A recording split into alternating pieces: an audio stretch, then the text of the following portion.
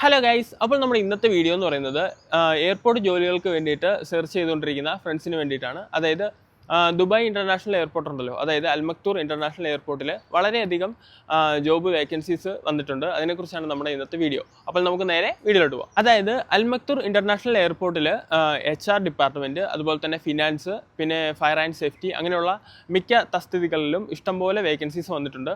അപ്പോൾ ഏതെങ്കിലും ജോലികൾ, അതായത് എയർപോർട്ട് സംബന്ധമായിട്ടുള്ള ഏതെങ്കിലും ജോലികൾ സെർച്ച് ചെയ്യുന്നവരാണെന്നുണ്ടെങ്കിൽ നിങ്ങൾക്ക് മസ്റ്റായിട്ടും ഇത് അപ്ലൈ ചെയ്യാനായിട്ട് സാധിക്കും. ഇതെങ്ങനെയാണ് അപ്ലൈ ചെയ്യുന്നതെന്ന് ചോദിച്ചു കഴിഞ്ഞാൽ, ദുബായ് എയർപോർട്ട് റിക്രൂട്ട്മെൻറ്റ് starter.ae എന്ന വെബ്സൈറ്റ് കയറുകയാണെന്നുണ്ടെങ്കിൽ നിങ്ങൾക്ക് അൽമക്തൂർ ഇൻ്റർനാഷണൽ എയർപോർട്ടിലെ എല്ലാ വേക്കൻസികളും നിങ്ങൾക്ക് കാണാനായിട്ട് സാധിക്കും. അതിൻ്റെ അകത്ത് നിങ്ങൾക്ക് പ്രിഫറബിൾ ആയിട്ടുള്ള ഏത് ജോബ് വേക്കൻസിയാണോ ഉള്ളത് അതനുസരിച്ച് നിങ്ങൾക്ക് അതിൻ്റെ അകത്ത് അപ്ലൈ ചെയ്യാനും സാധിക്കും. അതുപോലെ തന്നെ ലിങ്ക്ഡിൻ, ഇൻഡീഡ്, ഗൾഫ് ടാലൻറ്റ് പോലുള്ള ആപ്ലിക്കേഷനിലൂടെയും നിങ്ങൾക്ക് ദുബായ് എയർപോർട്ട് ജോബിന് വേണ്ടിയിട്ട് അപ്ലൈ ചെയ്യാനായിട്ട് സാധിക്കും.